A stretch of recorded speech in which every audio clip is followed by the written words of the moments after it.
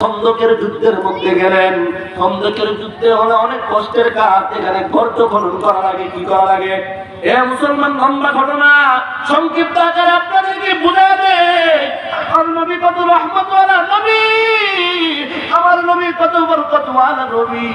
নবী এবং নবীর সমস্ত সাহাবায়ে কেরামরা খন্দকের ময়দানের মধ্যে যাইয়া যুদ্ধের প্রস্তুতি নিতেছে, গর্ত খনন করতেছে।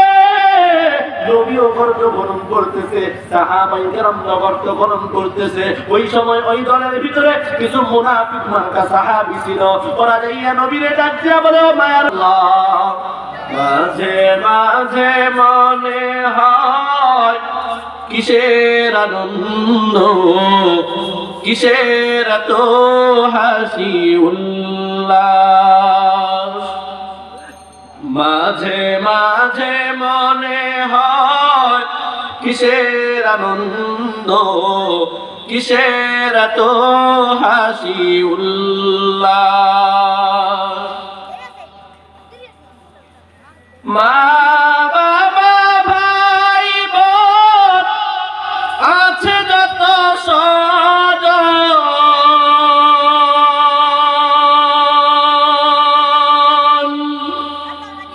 মা বাবা ভাই বোন আছে যত স্বজন, সব ছেড়ে যেতেই হবে, হতেই হবে লাশ।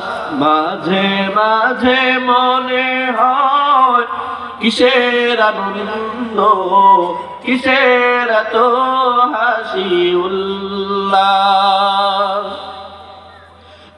একদিন মরতে হবে,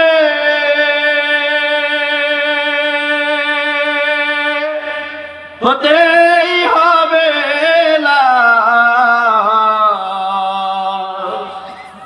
মাঝে মাঝে মনে হয় কিসের আনন্দ, কিসের এত হাসি উল্লাস।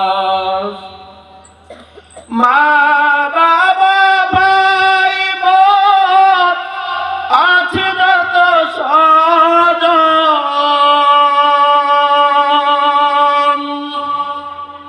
মা বাবা ভাই বোন আছে যত স্বজন,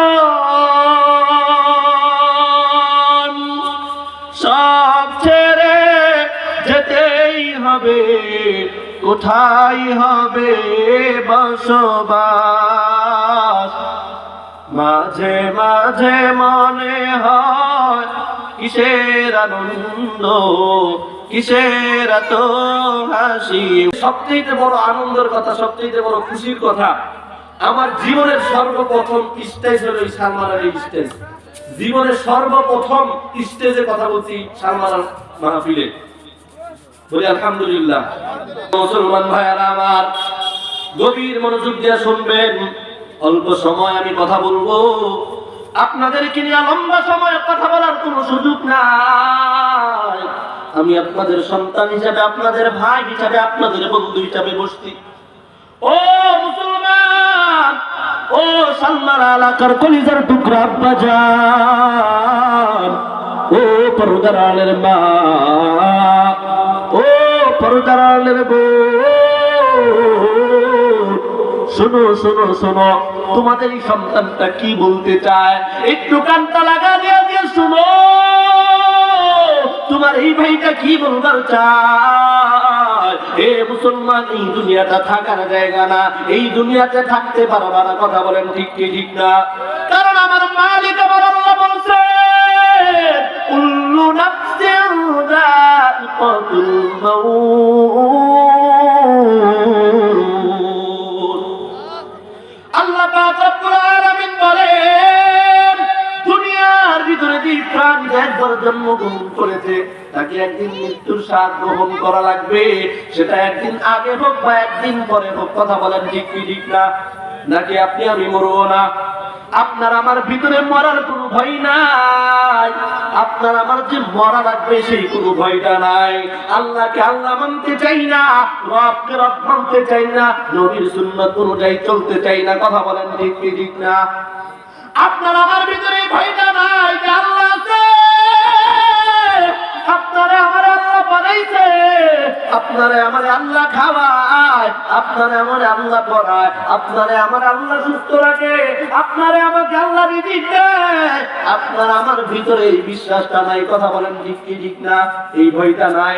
নামাজ পড়তে চাই না, ইবাদত করতে চাই না, শুধু দুনিয়া দুনিয়া দুনিয়া নিয়ে চলি। কথা বলেন ঠিক কি ঠিক না?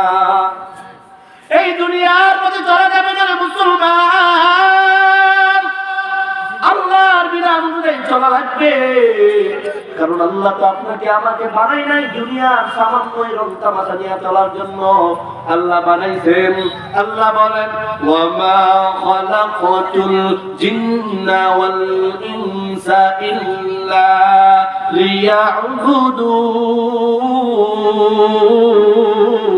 লিয়াবুদুন।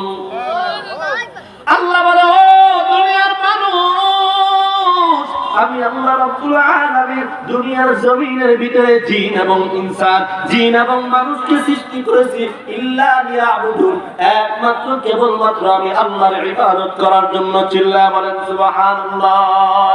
কার ইবাদত করার জন্য? হে মুসলমান, আপনি আমি আল্লাহর ইবাদত করতে চাই না, নবীর সুন্নাত অনুযায়ী চলতে চাই না, নবীর সুন্নাত অনুযায়ী খাবার খাইতে চাই না, নবীর সুন্নাত অনুযায়ী রাস্তায় চলতে চাই না, নবীর সুন্নাত অনুযায়ী ব্যবসা বাণিজ্য করতে চাই না, নবীর সুন্নাত অনুযায়ী পোশাক পরতে চাই না, নবীর সুন্নাত অনুযায়ী কাজকাম করতে চাই না। কথা বলেন ঠিক কি ঠিক না? কিন্তু আমার মায়ের নবী বলে ও উম্মতেরা রে, তোমরা যারা আমি নবীর পথ অনুসরণ করবা তাদের জন্য আমি আল্লাহ কল্যাণ দিয়ে রেখেছি, তাদের জন্য আমি ভালাই দিয়ে রাখছি। কেমন ভালো? কারণ আমার মায়ের নবী হলেন রহমতের নবী, আমার মায়ের নবী হলেন বরকতের নবী। কথা বলেন ঠিক কি ঠিক না? আমার নবী যেই জায়গায় যাইতো সেই জায়গায় বরকত, আমার নবী যেই পথে চলতো সেই পথেই বরকত, আমার নবী যেই কথা বলতো সেই কথায় বরকত, আমার নবী যেই খাবার খাইতো সেই খাবারের ভিতরেই বরকত, আমার নবী যেই খাবারের ভিতরে হাত দিত সেই খাবারের ভিতরেই বরকত। কথা বলেন ঠিক কি ঠিক না? আমার নবী হলেন রাহমাতুল লিল আলামিন। ও মুসলমান, কেমন রাহমাতুল লিল আলামিন? নবী তার সমস্ত সাহাবায়ে কেরামদেরকে নিয়ে খন্দকের যুদ্ধের মধ্যে গেলেন। খন্দকের যুদ্ধে হলো অনেক কষ্টের কাজ, এখানে গর্ত খনন করা লাগে। কি করা লাগে? এ মুসলমান, লম্বা ঘটনা, সংক্ষিপ্ত আকারে আপনাদেরকে বুঝাবে আমার নবী কত রহমতওয়ালা নবী, আমার নবী কত বরকতওয়ালা নবী। নবী এবং নবীর সমস্ত সাহাবায়ে কেরামরা খন্দকের ময়দানের মধ্যে যাইয়া যুদ্ধের প্রস্তুতি নিতেছে, গর্ত খনন করতেছে। নবীও গর্ত খনন করতেছে, সাহাবায়ে কেরামরা গর্ত খনন করতেছে। ওই সময় ওই দলের ভিতরে কিছু মুনাফিক মার্কা সাহাবী ছিল। ওরা যাইয়া নবীরে ডাক দিয়া বলে ও মায়ার নবী আমার বাড়ির ভিতরে আমার স্ত্রী অসুস্থ। নবীরে মিথ্যা কথা বলে, কারণ গর্ত খনন করার কাজ করে কষ্ট। মুসলমান কিছু মুনাফিক মার্কা যারা শুধুমাত্র নবীর সাথে ছিল, নবীর খালি নবীর গোপন জায়গাগুলো খুঁজছে, নবী কোথায় যায়, নবী কি করে, এই কথাগুলো দিয়া সরাসরি কাফেরদেরকে, আবু জেহেলের গোষ্ঠীদেরকে জানানোর জন্য ওই সমস্ত মুনাফিকরা কষ্টের কাজ করতে চায় না। ও নবীর উম্মতের দল, এমন সময় ওই সমস্ত সাহাবায়ে কেরাম, ওই সমস্ত মুনাফিক মার্কা সাহাবীরা নবীরে ডাক দিয়া বলে, একজন দেয়া বলে নবী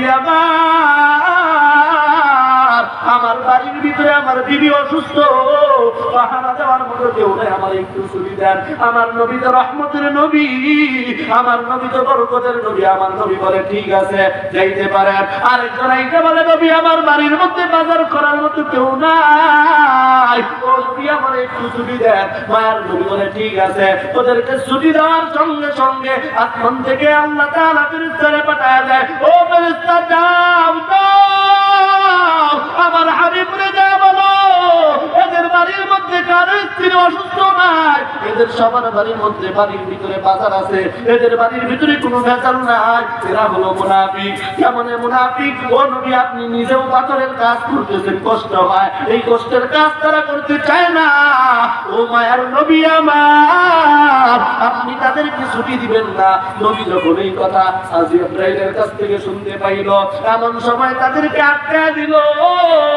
ও মুসলমান, অনেক লম্বা ঘটনা। ও পয়গম্বরের উম্মতের দল, ভালো করিয়া শোনো। এমন সময় একজন সাহাবী নবীর কাছে এটা দুইটা চোখের পানি ছেড়ে কান্না করে, ও মায়ার নবী আমার, আজকে কয়েকটা দিন হয়ে যায় আমাদের পেটে কোনো খাবার নাই।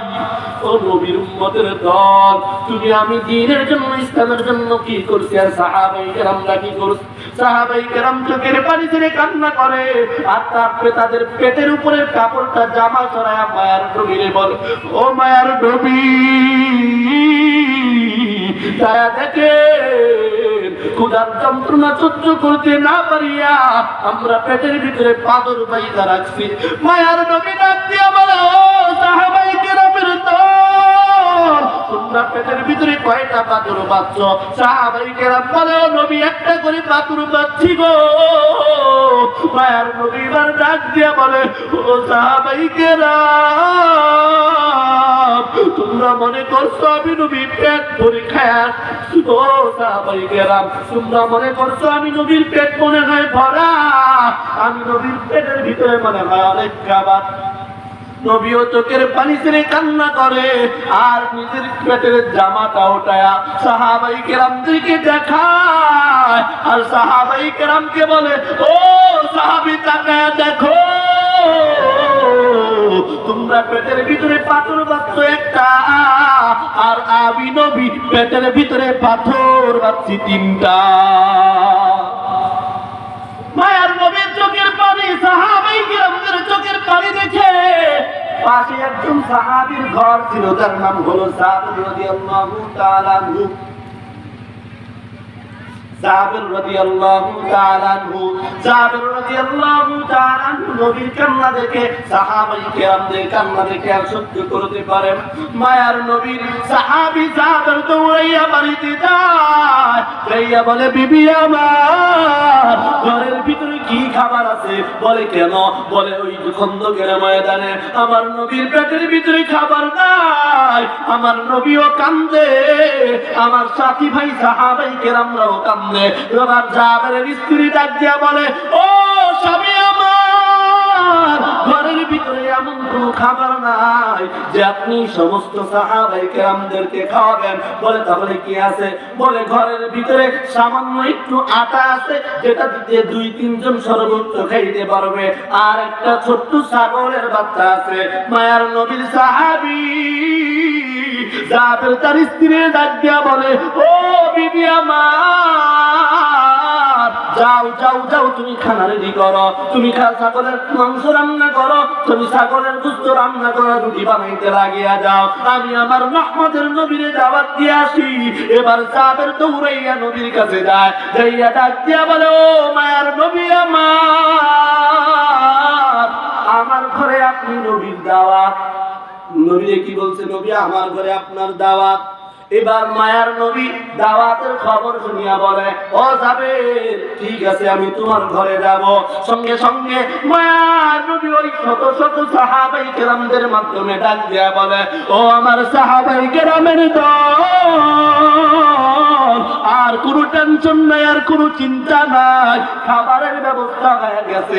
কিছু সাহাবী ডাক দিয়া বলে, নবী, কোথা থেকে খাবারের ব্যবস্থা হয়ে গেছে? এবার মায়ার নবী বলে, ও সাহাবায়ে কেরাম, তোমাদের সবার দাওয়াত আমার সাহাবী জাবেরের ঘরের ভিতরে। চিল্লায়া বলেন সুবহানাল্লাহ।